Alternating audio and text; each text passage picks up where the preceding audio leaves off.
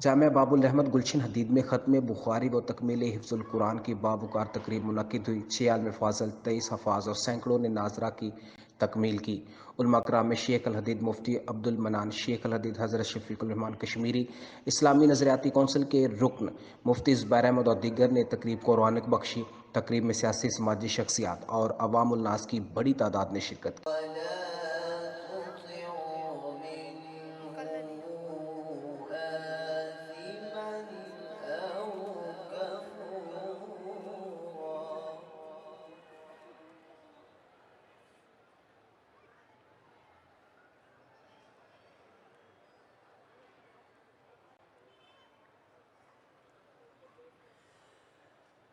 فاصبر لحكم ربك ولا تطع منهم آثما أو كفورا آنے والے لوگوں کے خادم بن جاؤ۔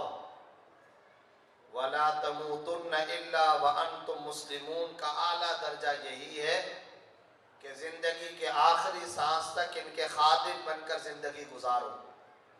پھر آخر میں جو جملہ لکھا ہے وہ بڑا قابل غور، فرمایا کہ اگر قرآن نہیں پڑھ سکتے، نہیں پڑھا سکتے، ان کی خدمت نہیں کر سکتے ہو تو تمہاری گلی، ٹاؤن، محلے، بستی، علاقے، جس جگہ پر یہ قرآن پڑھا اور پڑھایا جا رہا ہو اس کی مٹی، گارے، خلا اور فضا کو گزرتے ہوئے محبت کی نگاہ سے دیکھ لیا کرو۔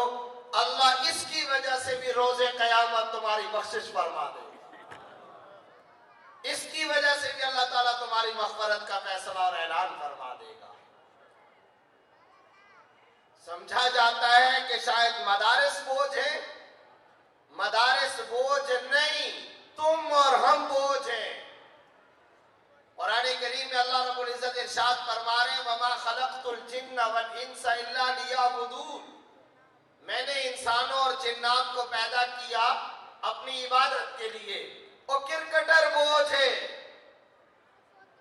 تاجر بوجھ ہے، کھلاڑی بوجھ ہے، وکیل بوجھ ہے، کسان بوجھ ہے، دنیا کے مشغلوں والے بوجھ ہیں، عبادت والے بوجھ نہیں۔ اللہ نے کائنات ان کے لیے بنائی ہے، یہ کسی کی ہوائی خلائی فضائی بات نہیں۔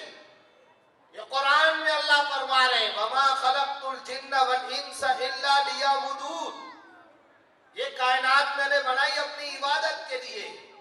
ہاں یہ ضرور ہے کہ اصل کائنات کا مقصود، خلاصہ، لب لباب، یہ داڑھیوں والے، یہ ٹوپیوں والے، یہ پگڑیوں والے، یہ اللہ اللہ کرنے والے، یہ بخاری، مسلم، ابو داؤد، ترمذی، قرآن پڑھنے پڑھانے والے ہیں۔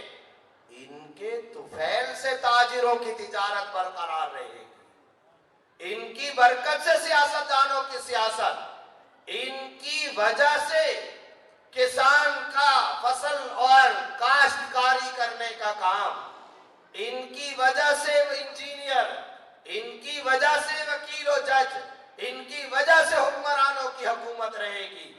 اصل کائنات کا اگر بوجھ اٹھائے ہوئے ہیں تو وہ یہ لوگ ہیں جنہوں نے کائنات کا بوجھ اٹھایا ہوا۔ حضرت مولانا سلیم اللہ خان صاحب رحمۃ اللہ علیہ ایک مرتبہ جامعہ صفا تشریف لائے تو تاجر بیٹھے تھے ایسے، ان تاجروں کو خطاب کر کے ارشاد فرمایا اے کراچی کے تاجروں کی جماعت، میں سر کے ان آنکھوں سے کئی دفعہ اس شہر کراچی پر خدا کے عذاب کو نازل کرنے کے لیے آسمان سے اترتے ہوئے فرشتوں کو دیکھتا ہوں۔ وہ آتے ہیں، عذاب نازل کرنے کے لیے اترتے ہیں۔ پھر فرمایا کہ اگلے دن سردی اور جاڑے کی ٹھٹھرتی راتوں میں اذان فجر سے پہلے اور فجر کی نماز کے بعد ان دینی مدارس میں امت مسلمہ کے معصوم چھوٹے چھوٹے بچوں کو ہل ہل کر جب میں قرآن کریم پڑھتے ہوئے دیکھتا ہوں تو اس صورتحال میں آسمان سے عذاب کے لیے اترے ہوئے فرشتوں کو میں دوبارہ آسمان کی طرف جاتے ہوئے بھی اپنے سر کی آنکھوں سے خود دیکھتا ہوں. وہ دوبارہ جا رہے ہوتے ہیں. اور پھر حدیث پڑھی ہے کہ قیامت بھی نہیں قائم ہوگی جب تک کہ اللہ اللہ کہا جائے گا. ہم سمجھتے ہیں یہ چندہ لیتے ہیں, ہم سمجھتے ہیں کہ شاید یہ ہم پر بوجھ ہے. یہ آنکھیں بند ہوں گی, حقیقت والی آنکھیں کھلیں گی, تب جا کر کے تمام حقائق کا ادراک و احساس ہوگا. آج بستی محلے ٹاؤن علاقے کے اندر چوک پر چند نوجوانوں کا مجمع کھڑا ہوتا ہے. دیہات کے اندر یہ بوڑھا عصا اٹھا کر کے مسجد میں نماز پڑھنے کے لیے جا رہا ہے, آوازیں کستے ہیں, یہ بڈھا آدمی ہے. یہ سحری کے وقت مسجد میں جا رہا ہوگا, ہاں فلانا بوڑھا آدمی ہوگا. یہ لاٹھی اٹھائے ہوئے فجر کی نماز کے لیے مسجد میں جا رہا ہے.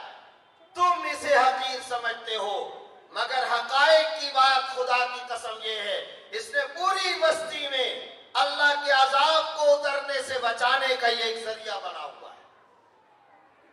یہ گھروں میں جتنی عورتیں ہیں, یہ دکانوں پر جتنے تاجر ہیں, یہ جتنے کسان ہیں, یہ جتنے انجینئر ہیں, یہ دنیا داری کے کام کرنے والے جتنے لوگ ہیں, ان بوڑھوں نے مسجدوں میں جا کر کے اللہ اللہ کہنا ہے.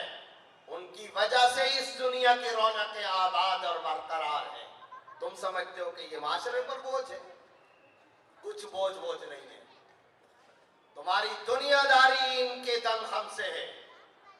اور یاد رکھیے, خود حدیث میں آپ صلی اللہ علیہ وسلم نے ارشاد فرمایا, ترزقون بضعفائکم. جس کو معاشرے میں کہا جائے گا یہ صوفی صاحب ہے, یہ تو مولوی صاحب ہے, یہ تو فلاں ہے, یہ فلاں, تم کو رزق ان کی وجہ سے دیا جاتا ہے. اور یہ یاد رکھنے کی بات ہے, آج کا ویسٹ, آج کا مغرب, وہ ہم سے یہ کہتا ہے رسمیات اسلام لے لو, مگر اسلامک سسٹم, اسلامی نظام, اس کی بات نہ کرنا. معیشت کیپٹلزم اور سرمایہ دارانہ نظام والے چلے گی.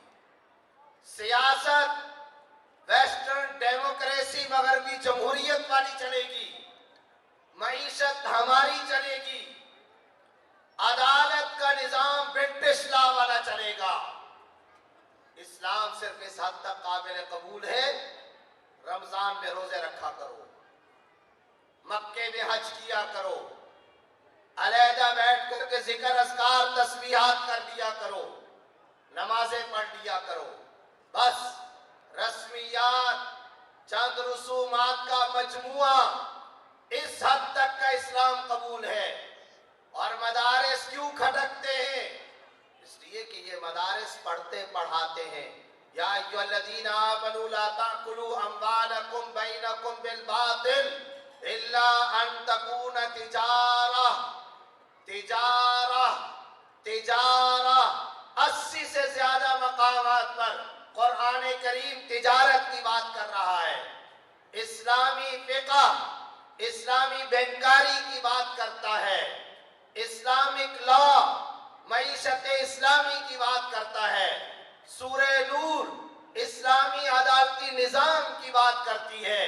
سورہ بقرہ یمحق اللہ الربا ویربی الصدقات, معیشت, سٹاک ایکسچینج, انشورنس, بیمہ, بینکنگ, مالیاتی نظام سے سود کو اکھاڑ کر کے پھینکو. سود کے خلاف یہ قرآن کریم بات کرتا ہے.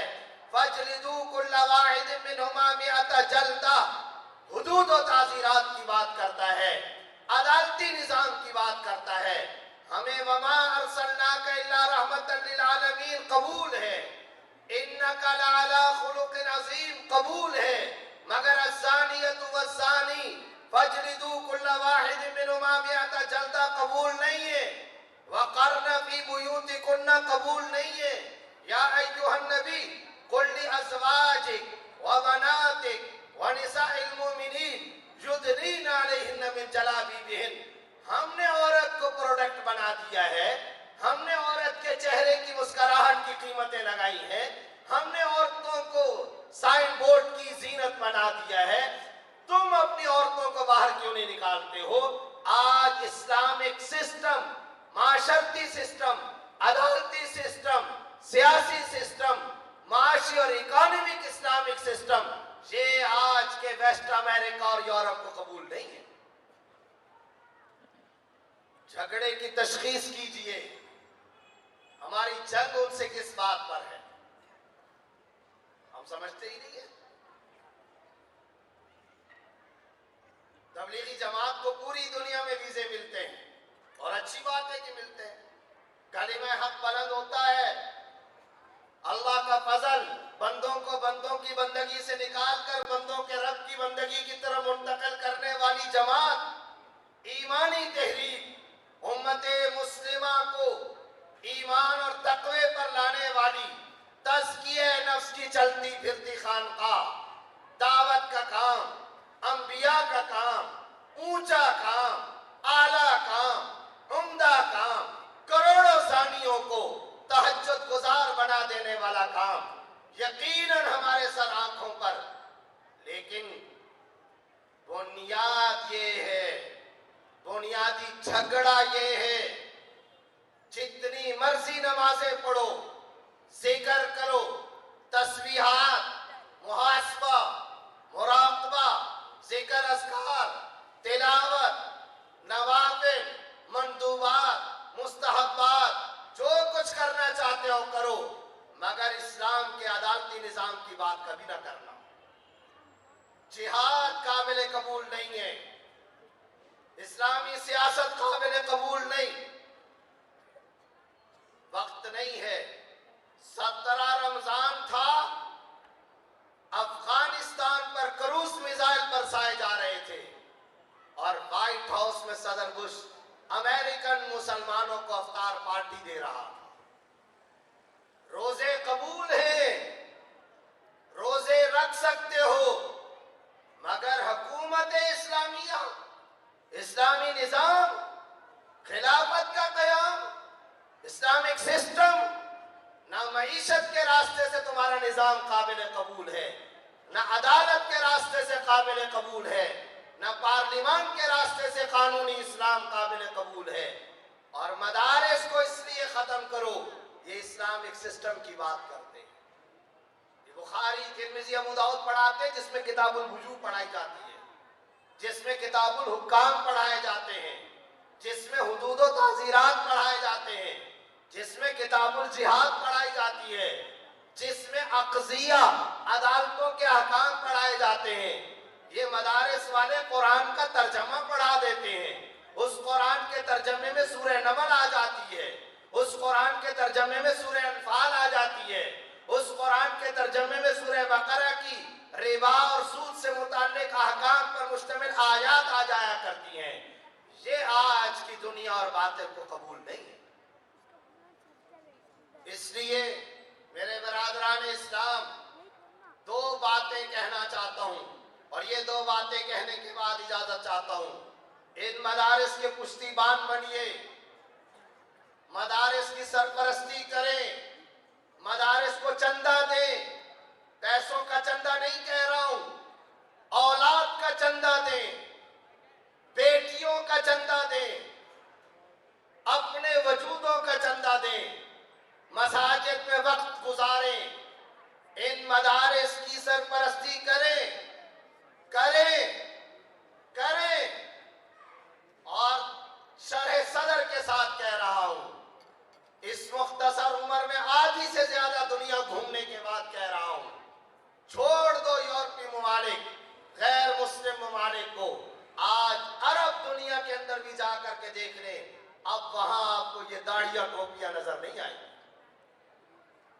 جائیے ذرا دبئی میں، 1.25 گھنٹے کی فلائٹ ہے، 10,000 عرب آپ کو शॉपिंग सेंटर, मार्केटों के अंदर, होटलों में नजर आएंगे, एक भी दाढ़ी वाला नजर नहीं आएगा।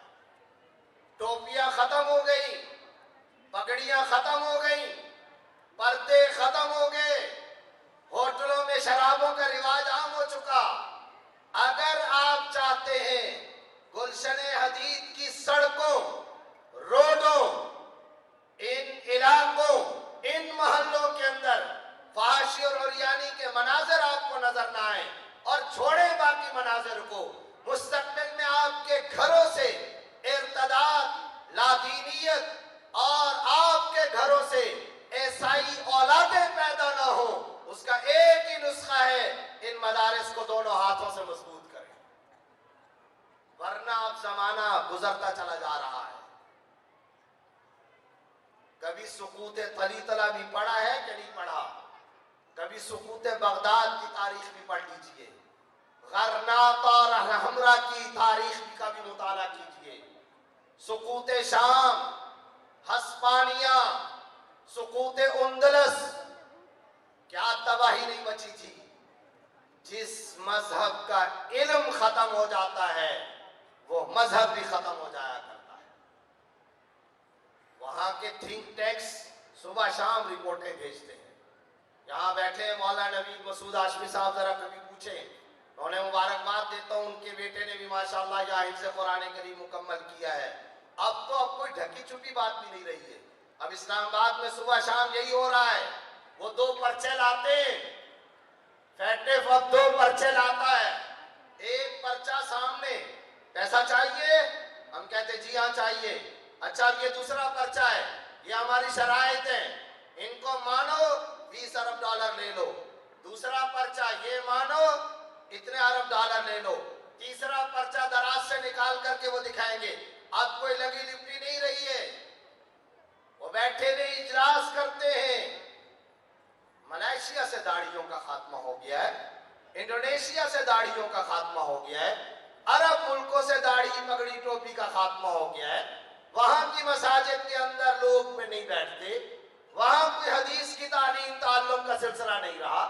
ये छोटा सा रीजन पाकिस्तान, हिंदुस्तान, बर्रे सगीर, इसमें अब तक ये मनाजिर क्यों बाकी है? खत्म करो इनको, बिल्डोजर फेरो, इनके वजूद का खात्मा कर दो। वो सुबह शाम अपनी माली इमदाद की शराइत को मदारिस के साथ नथी किए बैठे, और हम समझते हैं कि सब अच्छा है कि रिपोर्ट्स चल रही हैं। ऐसा कुछ नहीं है। और मदारिस के उलमा को भी इन मदारिस के दरों दीवारों से टकराने वाले चैलेंजेस का एहसास करना चाहिए। अपने इन फाजिल नौजवान भाइयों से भी कहना चाहता हूं, कुछ तो जिंदगियां होनी चाहिए ना, जो इस गरीब उद्यारी, इस आखिरी सदी और आखिरी जमाने के अंदर अपनी जिंदगियों को मोहम्मदुर रसूलुल्लाह सल्लल्लाहु अलैहि वसल्लम के दीन के लिए वक़्फ़ कर दें।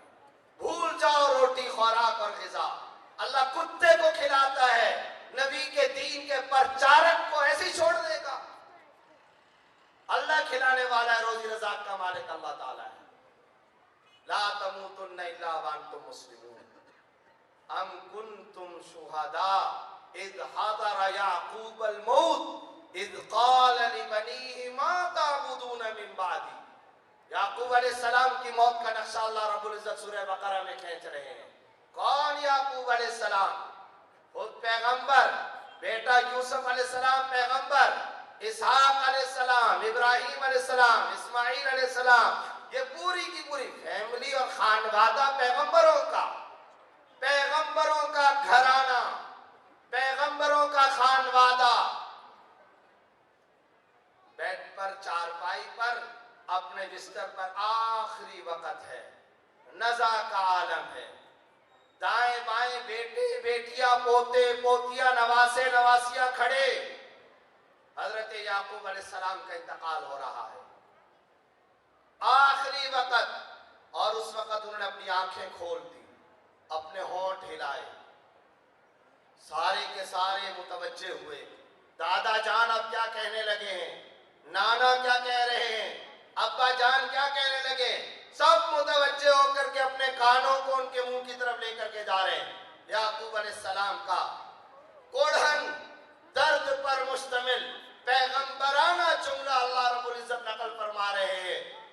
تو جا رہا ہوں، بس اتنا مجھے بتا دو، ما تعبدون من بعدی، میرے چلے جانے کے بعد مجھے میری اولاد ذرا بتاؤ تم کس کی پرستش اور عبادت کرو گے، بس مجھے اتنا بتا دو، میں تو جا رہا ہوں، تم بتاؤ تم کس کی عبادت کرو گے۔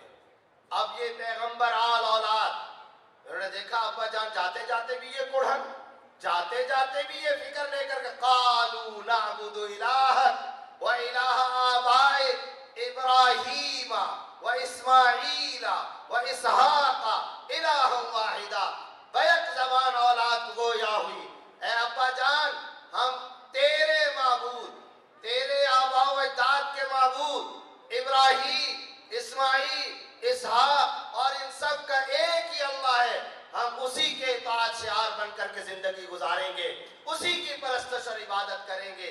یہی جملہ کہا، یہی جملہ ابا جان نے سنا اور اس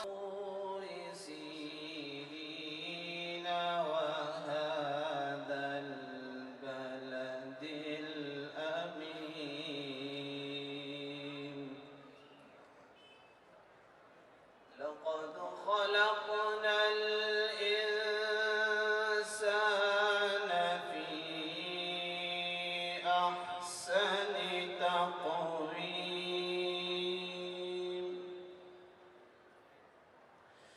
ثم رددناه أسفل سافلين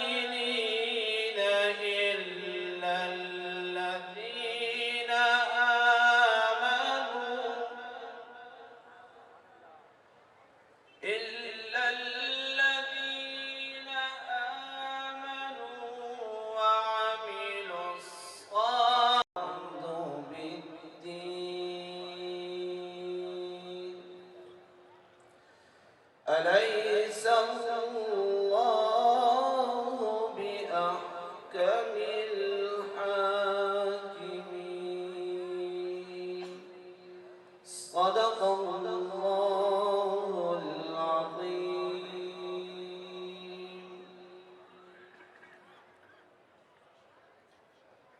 جزاکم اللہ۔ اب جو حضرات آس پاس کھڑے ہوئے ہیں میں ان سب سے درخواست کروں گا کہ یہ تھوڑی دیر کے لیے تشریف رکھیں۔ اب میں اپنی مجلس کے انتہائی محسن، ہمارے جامعہ کے محسن اور شروع سے ہمارے ساتھ بہت شفقت کا اور مہربانی کا معاملہ فرمانے والے استاذ محترم استاد الحدیث حضرت مولانا شفیق الرحمان صاحب سے درخواست کروں گا کہ وہ تشریف لائیں اور اپنے کلمات سے مجمع کو مصروف ہوں۔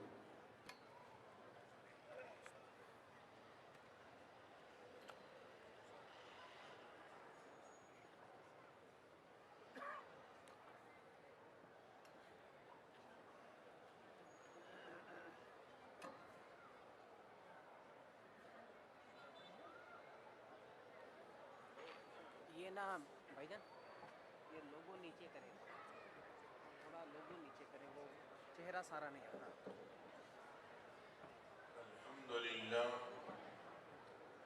الحمد لله وكفى وسلام على عباده الذين اصطفى أما بعد فأعوذ بالله من الشيطان الرجيم بسم الله الرحمن الرحيم الرحمن علم القرآن خلق الإنسان علمه البيان صدق اللہ مولانا العظیم۔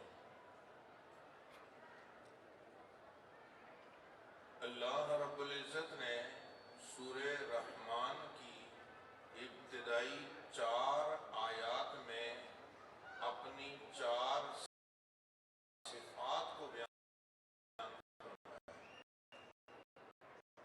توجہ چاہوں گا۔ الرحمن، علم القرآن، تیسری خلق الانسان،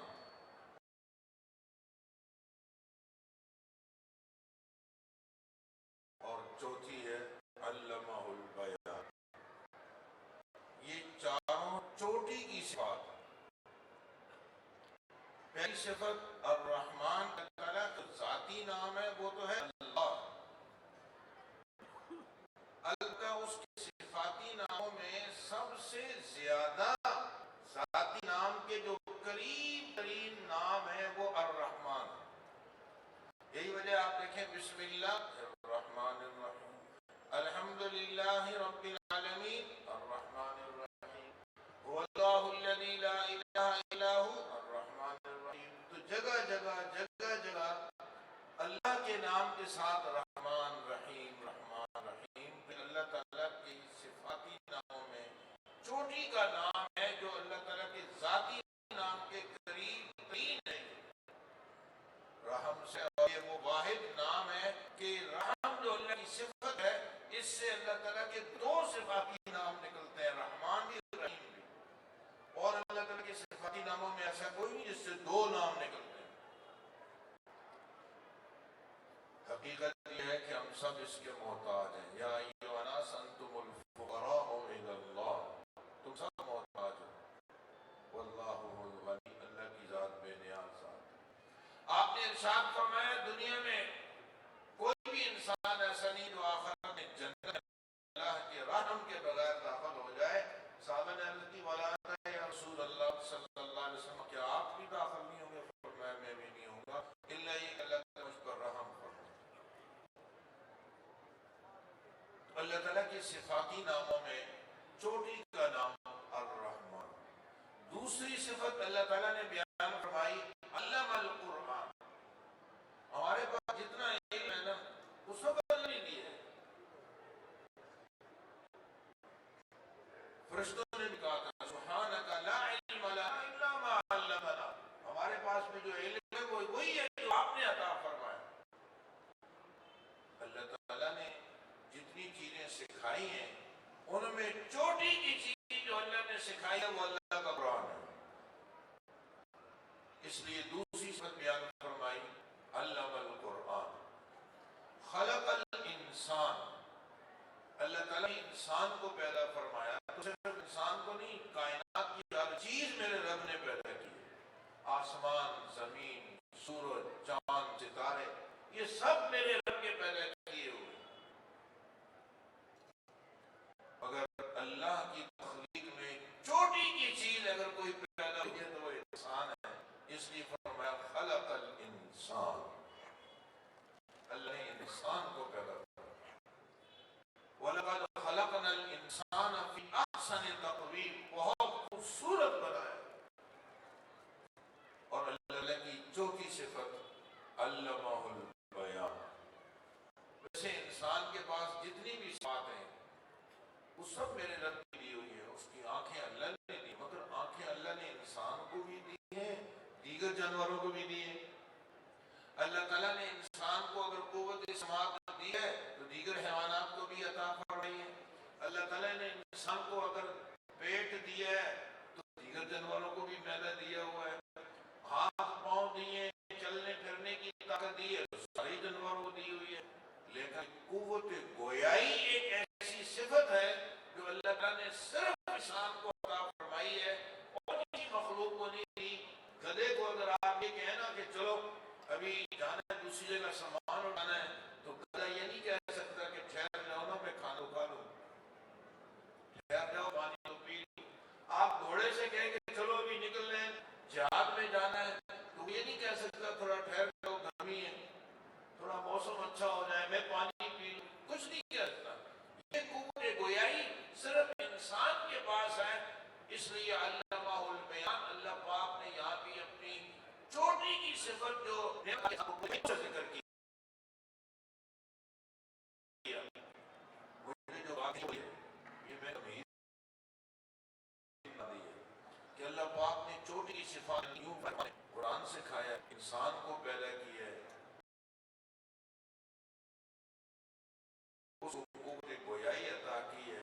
آپ کے ذہن میں ایک سوال پیدا ہوتا ہوگا کہ اللہ پاک کی اتنی بڑی نعمت قوت گویائی، اللہ پاک کی دی ہوئی اتنی نعمت، اس کا ہم استعمال کہاں کریں؟ جو انسان کو پیدا کیا، مختلف صفات عطا فرمائی، تو یہ انسان اپنی ان صلاحیتوں کو کہاں لگائے؟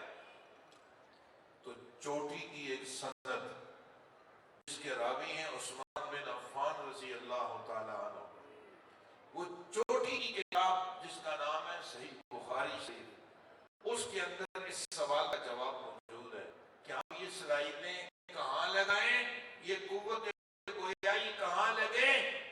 خیرکم من تعلم القرآن وعلمہ، تم میں سب سے بہترین انسان وہ ہے جو قرآن مجید کو سیکھے اور سکھائے۔ اگر صلاحیتیں استعمال کرنی ہے یہاں لگاؤ۔ کائنات میں اس سے زیادہ عظیم اور بہترین انسان کوئی نہیں جس کی صلاحیتیں اللہ کے کلام کی استعمال ہو رہی ہوں۔ یہ قابل فخر انسان ہے۔ امام الانبیاء صلی اللہ علیہ وسلم کی اپنی عدالت میں جب مقدمہ آیا کہ سب سے زیادہ بہترین انسان کون ہے، آپ نے دو بندوں کے نام لیے، اشراف امتی حملۃ القرآن واصحاب اللیل، میری امت میں سب سے عظیم انسان وہ جس کے سینے میں قرآن محفوظ ہو اور تہجد کا اہتمام کرنے والا ہو۔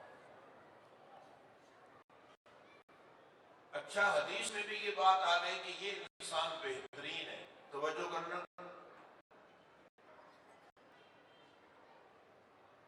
اسکول اور کالج کے لوگوں نے بھی بڑے بڑے لوگ پیدا کیے ہیں، ایسا نہیں ہے کہ مدرسوں میں بہت کچھ ہے، کالج زیرو پہ ہے نا۔ کالجوں میں، یونیورسٹیوں میں بھی بہت شاندار لوگ پیدا ہوئے ہیں، مگر ایک بندہ جو یونیورسٹیوں میں چوٹی کا پیدا ہوا ہے، جس پہ اہل علم کو بھی فخر ہے، اس کا نام ہے علامہ اقبال۔ یہ یونیورسٹیوں کا پیدا ہوا ہے، یہ کالجوں نے پیدا کیا، مگر چوٹا انسان کہتے ہیں کہ کرنا کیا چاہیے۔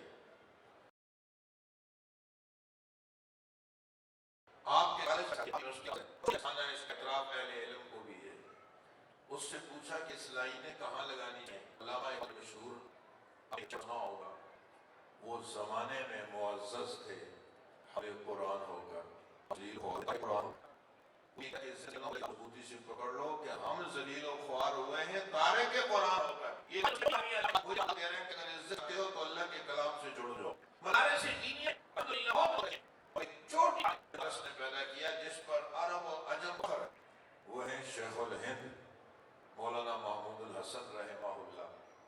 میں نے چوٹی کا عالم اس لیے کہا کہ ہمارے پاس علامہ انور شاہ کشمیری رحمہ اللہ کا نام آپ نے بہت سنا ہوگا۔ شاہ صاحب رحمہ اللہ کے بارے میں امت کا اجماع ہے کہ حضرت حسانی ہمارے پاس نہیں ہے، ایسے زبردست عالم تھے، اور پوری لائبریریاں ہمیں ازبر زبانی یاد تھی۔ دارالعلوم دیوبند کو بھی فخر تھا اس بات پر کہ ہماری لائبریری جو ایک شہرت رکھتی ہے وہ شاہ صاحب کو زبانی یاد ہے۔ کسی غیر مقلد سے مناظرہ ہو گیا تو حضرت نے ارشاد فرمایا تو بخاری شریف سناؤ گا، اپنے آپ کو اہل حدیث کہتے ہو۔ اس نے کہا یہ تو کوئی بھی نہیں سنا سکتا، اس میں تو ایک دو سطروں میں پورے نام ہی ہے، کون یاد کرے گا، آپ سناؤ۔ شاہ صاحب رحمہ اللہ بیٹھے 32 صفحے بخاری شریف کے سنا دیے، پڑھ ہی رہے تھے کہ اٹھ کے بھاگ گیا۔ اس نے کہا پتہ نہیں انسان ہے یا جن ہے۔ علامہ انور شاہ کشمیری فخر المحدثین، رئیس الاتقیاء، مگر آپ کو یہ سن کر خوشی ہوگی کہ شاہ صاحب شیخ الہند کے شاگرد ہیں، شیخ العرب والعجم، استاد المحدثین۔ آج پاکستان کا ہی نہیں، پوری دنیا میں جتنے مشائخ ہیں جو شیخ الحدیث ہیں پاک و ہند میں، وہ بالواسطہ یا بلا واسطہ حضرت مدنی کے شاگرد ہیں، اور حضرت مدنی شیخ الہند کے شاگرد ہیں۔ اس لیے میں نے عرض کیا کہ چوٹی کے عالم ہیں جو مدارس دینیہ نے پیدا کیے ہیں، ان سے پوچھو کہ ذلت سے نکلنے کے لیے کیا شکل ہو سکتی ہے، پریشانیوں سے نجات چاہتے ہیں، کیا کریں، کہاں جائیں۔ اللہ پوری امت کی طرف سے جزائے خیر عطا فرمائے۔ مفتی اعظم پاک مولانا مفتی شمع اللہ کو حضرت نے اپنی کتاب میں ایک بات ہند رحمہ اللہ پھر رہا ہوئے دیوبند میں استقبال میں بہت سا قائم کیا۔ مفتی اعظم پاکستان مفتی شفیع صاحب رحمہ اللہ فرماتے ہیں اس جلسے میں خود موجود تھا، اور شیخ الہند رحمہ اللہ کی گفتگو کا ایک جملہ نقل کیا جو میں آپ کو سنانا چاہ رہا ہوں۔ فرماتے ہیں کہ شیخ الہند رحمہ اللہ تشریف لائے اور فرمایا کہ میں اپنی 80 سالہ زندگی کا نچوڑ آنا چاہتا ہوں، خلاصہ بتانا چاہتا ہوں کہ میں نے تنہائی میں، جیل میں تو بندہ اگر تنہا ہو جاتا ہے نا تو سوچو بچار اچھی ہو جاتی ہے، میں نے جو غور و فکر کی ہے اس بات پر کہ امت کے زوال کے اسباب کیا ہے اور یہ اس زوال سے کیسے نکل سکتی ہے، تو میرا تجربہ یہ کہتا ہے، میں نے جو غور و فکر کیا ہے وہ دو باتیں سامنے آئی ہیں امت کے زوال کا سبب، یہ دو چیزیں۔ نمبر ایک، قرآن مجید سے دوری، اور نمبر دو، آپس کے اختلافات، اس سے امت تباہ ہو گئی۔ میں نے عزم کیا اب آنے والی زندگی میں قریہ قریہ، بستی بستی مکاتب قرآنیاں شروع کروں گا تاکہ لوگوں کو مجید سے قریب لایا جائے اور امت اپنے زوال سے نکل جائے۔ علماء فرماتے ہیں حضرت شیخ نے تو دو باتیں کہیں، حقیقت میں دو نہیں، زوال کا سبب ایک ہی ہے، وہ ہے قرآن مجید سے دوری۔ اگر یہ قرآن سے دور نہ ہوتے تو آپس میں لڑتے بھی نہ، یہ اختلافات کی وجہ بھی قرآن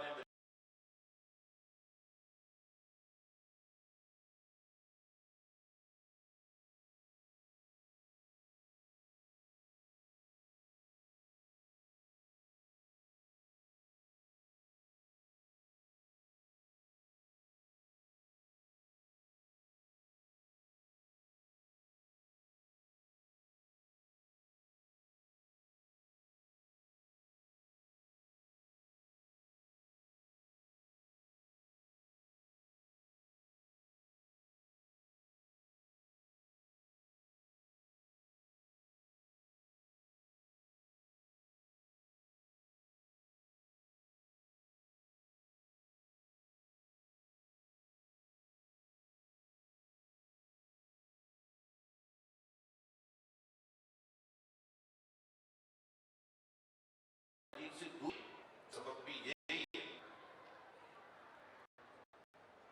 سو محترم سامعین، میں اور آپ اگر چاہتے ہیں کہ ہم بھی زوال سے بچ جائیں، تباہی سے بچ جائیں، ہمارے گھروں کا ماحول بھی نورانی ماحول بن جائے، فرشتوں والا ماحول بن جائے، تو ہمیں چاہیے القرآن کالبیت الخرب، جس گھر میں قرآن نہ ہو وہ اجڑا ہوا گھر ہے، وہ ویران گھر ہے، وہ گھر ہی نہیں، مدارس کی برکت سے اللہ کی کتاب سے خود بھی جڑیں، اپنی اولاد کو بھی جوڑیں۔ جامعہ فاروقیہ میں کچھ عرصہ الحمدللہ اللہ نے اپنے اساتذہ کی زیر نگرانی تدریس، یہ 1990 کے وقت کی بات بتا رہا ہوں، ایک دو تین 85 طلبہ، سب سے ہر ایک نے اپنا اپنا تبصرہ کیا کہ میں کیوں آیا ہوں، کیسے آیا ہوں۔ 4 طالب علم یا 5 ایسے تھے جنہوں نے، کسی نے کہا میرے والد صاحب عالم ہیں، کسی نے کہا میرے والد صاحب قاری ہیں، انہوں نے چاہا کہ میں بھی عالم بن جاؤں، اور بقیہ 99% طلبہ وہ تھے جنہوں نے کہا میرے ابا نے تبلیغ میں چارواں لگائے، مجھے ادھر بھیجا، کسی نے کہا چلہ لگایا، مجھے ادھر بھیجا۔ اگر زوال سے بچنا ہے تو قرآن سے جڑنا ہوگا۔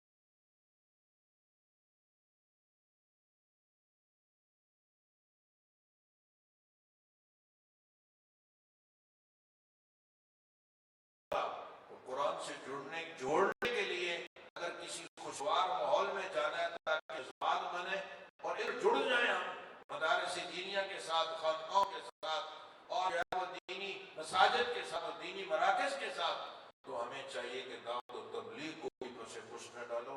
اس دور میں اللہ کی بہت نعمت ہے کہ آپ حیران ہوں گے، ایک ساتھی نا، اس کو ہم نے جماعت میں بھیجا جو نماز میں نہیں پڑھتا تھا، جب واپس آیا تو ادھر جیب میں مسواک، سر پہ پڑی، اور جو ہے وہ پہلی صف میں کھڑا ہے، سبحان اللہ۔ جو ہمارے پاس دوستی کے چکر میں برسا برس رہا لیکن ہم تبدیلی نہ لا سکے، اللہ پاک نے اس دعوت کی برکت سے 3 دن میں اس کو تہجد گزار بنایا۔ یہ دراصل اس جماعت میں کچھ اہل اللہ ایسے آ کر چلے گئے کہ ان کی دعاؤں کی برکت سے اب جو بھی داخل ہوتا ہے۔ آج پوری دنیا میں اگر دعوت تبلیغ کا کام کی بنیاد مولانا الیاس صاحب رحمہ اللہ ہے، اور اس میں کوئی دوسری رائے نہیں کہ مولانا الیاس صاحب رحمہ اللہ مدرسوں کے پیدا کیے ہوئے ہیں، ان مدارس اور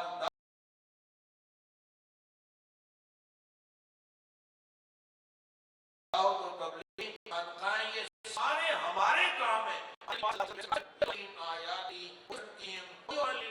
دین کے سارے شعبوں کی عزت کرو، سب کو محبت کی نگاہ سے دیکھو، مگر اس میں کوئی دوسری رائے نہیں کہ دعوت و تبلیغ۔ میں نے ایک موٹی سی مثال آپ کو دی، آپ کو مبارک ہو، آپ کا یہ جامعہ باب رحمت الحمدللہ ہمارے آس کی جماعتیں یہاں بھیجتے ہیں، اور ان کا ایک قرب و جواب پہ ہی نہیں بلکہ عالمی سطح پر بہت بہترین کام ہے۔ میں اہل محلہ سے خصوصاً درخواست کروں گا اس ادارے سے جڑ جاؤ، اور ان کے جو جو تشکیلات ہیں اس پہ اپنے آپ کو تیار کرو۔ جہاں یہ ایک طرف آپ کو سال میں 4 مہینے میں چلے میں بھیج رہے ہیں، وہاں دوسری طرف یہ آپ کے بچوں کو عالم حافظ قاری بنا رہے ہیں۔ اور صرف یہی نہیں، مجھے ابھی ساتھی بتا رہے تھے کہ اب ہم نے یہ طے کیا کہ جہاں بچہ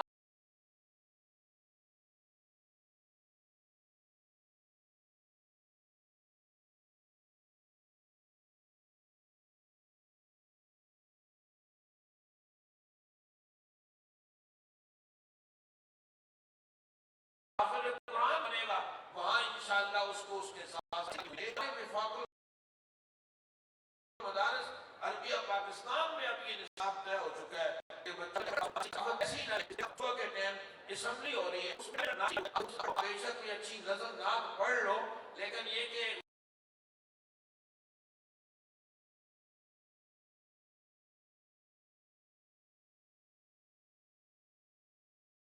جو کلچر اسلامی ماحول میں بچے کو انگریزی سکھاؤ، چلا جائے چلا بول رہا ہے مگر اگر ایمان سے خالی ہو گیا تو اس کو ہم نے اپنے بچوں کو انگریزی بھی سکھانی ہے، سائنس بھی سکھانی ہے، ریاضی بھی سکھانی ہے، مگر اس طرح کہ ان کا ایمان محفوظ رہے، ان کے عقائد کی اس طرح کی رکھ کر آپ اپنے بچوں کو شرعی تعلیم بھی سکھائیں۔ یہاں اس ایک چھتری میں سب کچھ سکھایا جا رہا ہے۔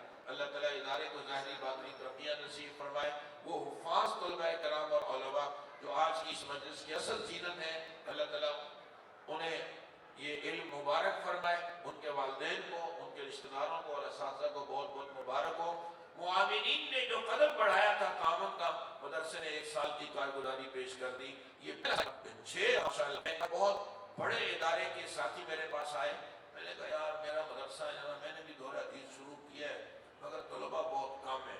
کتنے؟ میں نے 16 ساتھی آئے دور حدیث، بہت بڑا تھا، اس کو کم نہ سمجھیں، آہستہ آہستہ جو ہے وہ قطرہ قطرہ دریا سے انشاءاللہ اللہ اور بھی دے گا۔ شیخ الحدیث مولانا زکریا صاحب رحمہ اللہ فرمایا کرتے کہ اگر طلباء سارے ہی چلے گئے تو پریشان نہ ہو، بیٹھ کر اللہ کا ذکر کرو، مقصد اللہ کو راضی کرنا ہے، کوئی طلباء کو جمع کرنا ہے۔ بڑے وقتوں یہ زیادہ میرے علم میں ہے، اور ماشاءاللہ ان طلباء کو آپ نے دیکھا 6 طلباء ہیں سال بھر میں تو یہاں جنہوں نے پڑھا، مجھے امید ہے کہ ایک اچھا معیار لے کر یہاں سے جائیں گے اور یہاں کے مزاج کے مطابق دعوت و تبلیغ کا کام بھی کریں۔ ہمارے شیخ الحدیث مولانا لعان صاحب رحمہ اللہ سے ہم لوگ مشورے اس فراغت کے بعد میں اپنے بیٹوں کو دنیا کے کونے کونے میں بھیج سکتا تھا، تعلیم کی تجارت کے لیے بھی میں نے دونوں عادل اور خالد کو تبلیغ میں سال کے لیے بھیجا ہے۔ میری رائے یہ ہے کہ ہر عالم مجھے امید ہے کہ میں ہمیشہ آخر تک رہتا ہوں، ہمیشہ کھانا بھی کھا کے جاتا ہوں۔ آج امید ہے جامعہ دارالعلوم کر کے نائب مفتی ہم سب کے لیے قابل احترام حضرت مولانا مفتی منان صاحب کی زینت وہ موجود ہیں، انشاءاللہ اختتامی کلمات ان کے ہوں گے، دیگر بھی کافی سارے علماء ہیں۔ اب یہ حفاظ طلباء انشاءاللہ ہمارے آج کے روٹین میں یہ تلاوت کریں گے۔ بہترین ناخوان حضرات نے ملتان سے بلایا ہوا ہے، اس کی آپ کلام سنیں گے، پھر مفتی صاحب کا پرمغز مختصر اور جامع بیان ہوگا، پھر دعا ہوگی، اللہ ان حضرات کو جزائے خیر دے. آپ سب کے لیے کھانے کا انتظام کیا ہوا ماشاءاللہ. اس کا بھی تقاضا ہے کہ کچھ دیر تک ہمیں ان کی اس پروگرام میں جم کر بیٹھنا چاہیے. میں مقرر شکریہ کے ساتھ اجازت چاہتا ہوں. والسلام علیکم ورحمۃ اللہ وبرکاتہ.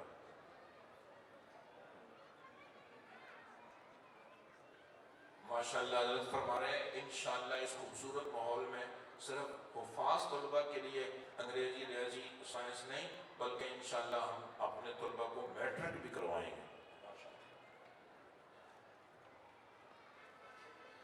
جزاکم اللہ خیر. حضرت کا بہت جزائے خیر عطا اپنے ہے کہ تھوڑی سی بات کر لوں تو اس لیے آپ سے مختصر بات عرض کروں گا.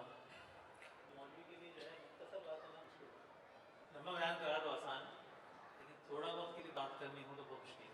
الفاظ کا چناؤ سوچنا ماشاء اللہ کافی ساری باتیں بھائی زبیر نے بھی کر دی, مولانا نے بھی کر دی. مختلف باتیں ایک چھوٹی درخواست میں کروں گا. جو ہماری اصل صفات تھی ایک صفت جو تھی علماء کرام میں اس کی اللہ کے دین کی خاص جو تواضع کرتے اللہ تبارک و تعالیٰ اس کو بلند مرتبہ عطا فرماتے ہیں. اب یہ ہمارے ساتھی ماشاءاللہ عالم بن کے فارغ ہوں گے, باہر جائیں گے. جو میرے پاس حالات آتے ہیں دارالفتہ کی نسبت سے لوگوں کے حالات سامنے آتے ہیں.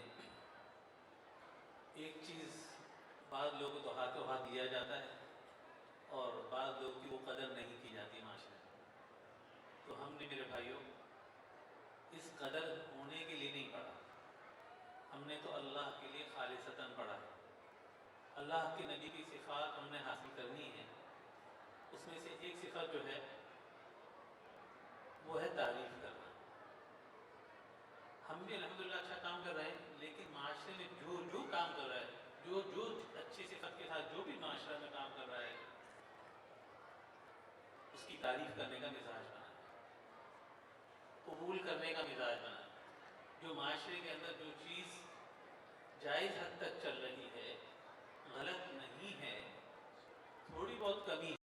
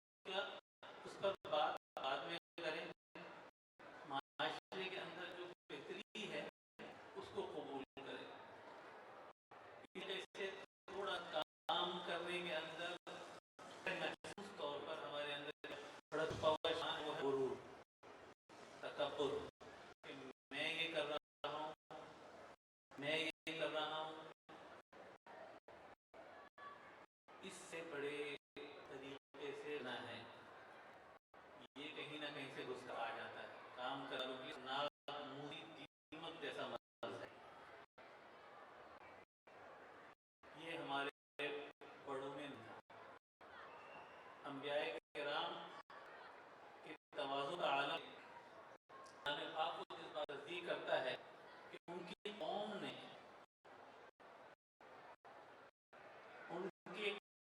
جب انہوں نے دین کی بات کی، دعوت کی بات کی، قال له الذين استكبروا من قومه انا لنراك کیا کہا؟ انا لنراك في سفاهة وانا لنظنك من الكاذبين، کہ ہم تمہیں کیا سمجھیں بھائی، ہماری رائے کے مطابق تم لوگ کون، تم لوگ کون ہو، مدد پڑھنے والے کون ہو، دین کی بات کرنے والے کون، بیوقوف کون ہو، بیوقوف کون ہو، جھوٹ۔ اتنا سخت لفظ آ سکتا ہے ہمارے بڑوں پر آج ہونے کا الزام، بیوقوف ہونے کا الزام، مجنون ہونے کا الزام آیا، لیکن ہمارے بڑوں کی صفت کیا ہے؟ اب کیا آیا بھائی؟ لیس سفاہۃ ولکنی رسول من رب العالمین، کوئی بات نہیں بھائی، بیوقوف نہیں ہوں، یہ اللہ کا پیغام لے کر آیا، مثبت بات کرنے کی عادت ڈالنی ہے، منفی بات نہیں۔ اور یہ انبیاء نہیں، ہمارے سارے بڑوں کا مزاج تھا۔ مدنی رحمۃ اللہ علیہ کا غالباً یہ واقعہ ہے کہ بیٹھے ہوئے بیان خانے لاکھوں کا مجمع ہے، ایک شخص نے آ کے گھرے مجمع میں ہو کے کہہ دیا وہ حرام کی اولاد حرام سے پیدا کرتے ہیں، جس کے ماں باپ کا نکاح نہ ہو، تو کچھ بھی نہیں، صرف اتنا سا جواب دے، میری والدہ سے کہا ہوا تھا کہ فلاں شخص فلاں جگہ رہتے ہیں، گواہ، بس اس کے بعد نہیں، اس سے آگے نہیں۔ تو یہ کرنا ہے کہ اس قسم کے جملے ہمیں معاش ملیں گے، ہمارے ساتھ مشہور ساتھی آئے ہوئے ہیں تو یہ بات اچھی کہیں گے، جا کے محبت سے لوگوں سے ملیں گے، ان کے اندر تواضع ہوگا، غرور کے ہوئے ہوں گے، تو دیکھیے پھر کیا معاشرے سے ان کو کے مقابلے میں بدل ملتا ہے، کیا چیزوں میں فرق آ گیا ہے، ان چیزوں میں فرق آ گیا ہے، ہمارے اس آوازوں میں فائدہ پہنچانے کا مزاج، ہر حال میں فائدہ پہنچانے کا مزاج، فائدہ پہنچانا، اگر ہم سوچیں تو بچوں طرف بتاؤ کون سے طریقے سے فائدہ پہنچاتا ہے انسان، ہمیں کوئی بچہ بتائے گا ہمیں کھڑے ہو کر زیادہ زیادہ کیا ہو فائدہ پہنچانا ہو گیا، کہیں اٹھ کر کوئی کام کر دو، حالانکہ ہزاروں طریقے ہیں فائدہ اٹھانے کے، ہزاروں طریقے، میں بڑے بھائیوں سے بھی اپنے عرض کروں گا، فائدہ پہنچانے کا ایک طریقہ نہیں ہے، مزاج پہنچانا، یہ نہ کہ کس طریقے سے میں اللہ کی مخلوق فائدہ پہنچا دوں، اور سب سے بہترین طریقہ فائدہ پہنچانے کا اس وقت جو موجودہ ہے وہ ہے دعوت و تبلیغ کا کام۔ دعوت و تبلیغ سے بہتر فائدہ پہنچانے کی ترتیبیں نہیں، ایسا ہوتا ہے ہم میں سے بہت سے لوگوں پر حالات آتے ہیں، بالکل ایسے آدمی کے پاس بیٹھ سن لیں، اس کا سہارا دے دینا، یہ مشکل کام ہے۔ اللہ کے نبی بیماروں کی عیادت کیا کرتے تھے، بھائی اسپتال میں جاتے ہیں، گھر والوں کو دکھائیں گے، کبھی انتظار بھی بیٹھنا پڑ جاتا ہے، بجائے اس کے باہر بیٹھے رہے انتظار کرتے ہیں، اسی کے بعد چلے جائیں، اس کو اچھے کہنے ہیں، اس کی کچھ سن لیں، کوئی بوڑھا ہے کچھ کہنا چاہتا ہے، کوئی سن لیں، اس کی سن لیں، ہزاروں ایسے طریقے مل جائیں گے جس سے فائدہ پہنچا سکتے ہیں ہم اس اللہ کی مخلوق، تو تھوڑی سی چند میں کام کا ہے کہ ہم نے فائدہ پہنچانے کا بنانا ہے، اللہ پہ بھروسہ، اللہ پہ بھروسہ کرنے کی عادت ڈالنی، اللہ پہ ڈالنے کی عادت ڈالنی، سوچا کریں جتنی میری اوقات تھی اس سے تو اللہ نے مجھے نعمتیں دی ہیں، میں پہلے سوچ چکا تو یہ ہونا چاہیے تھا، میرا خیال سے جتنے بڑے میں ان سے درخواست کروں گا، سوچیں گے تو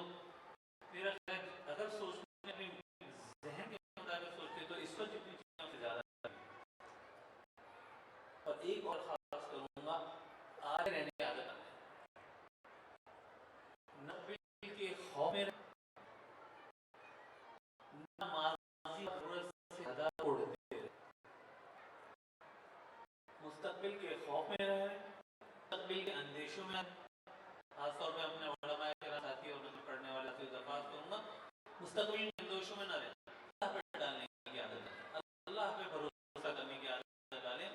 अल्लाह तबारक व तआला कभी ज़ाया नहीं करता, कभी ज़ाया नहीं करता। दूसरी बात ये कि अपने वक्त को ज़ाया की आदत न डालें। गैर लाकाम अपने से हर काम करने से थोड़ी सी आदत डालें, पहले सोचें, तोलें, फिर काम पर आए। अपनी जिंदगी की कदर सबसे करें, अपने वक्त की कदर कोई और सब बाद में करेगा, अपने आप रोज सीखने की आदत डालें। ये जो हमें तुम्हें हालात आ गए ना, ये मोबाइल से तन्हा करके रख दिया, थोड़ी सी बचने की कोशिश करें। अमेरिका का तो पता होता है, अपने पड़ोसी का पता नहीं है। मेरा बाप क्या सोच रहा है, मेरा भाई क्या सोच रहा है, मेरी माँ पे क्या गुजर रही है, उसको तो पता ही नहीं। अरे भाई, इतना वक्त आप नजर पड़ के आगे घर गए हो, थोड़ा सा इतना कर लो कि दाएगा तुम्हें पता। लोगों के साथ, अपने साथियों के साथ जिस मामला जिस चीजों में जुड़ा करे, दूसरे अल्फाज में ज्वाइन किया करे। ये नहीं कि आपके बिल्कुल ईसाई पादरियों की तरह अलग की शक्ल नहीं, हम माशरे का हिस्सा हैं, हम माशरे का भरपूर हिस्सा है। तो अपने भाइयों के साथ, माँ बाप के साथ किसी भी काम में लगे हैं तो जुड़ने की आदत है। इंशाल्लाह इन चीज़ों को करेंगे ना इंशाल्लाह, तो इन तमाम चीज़ों को मेरे भाई कर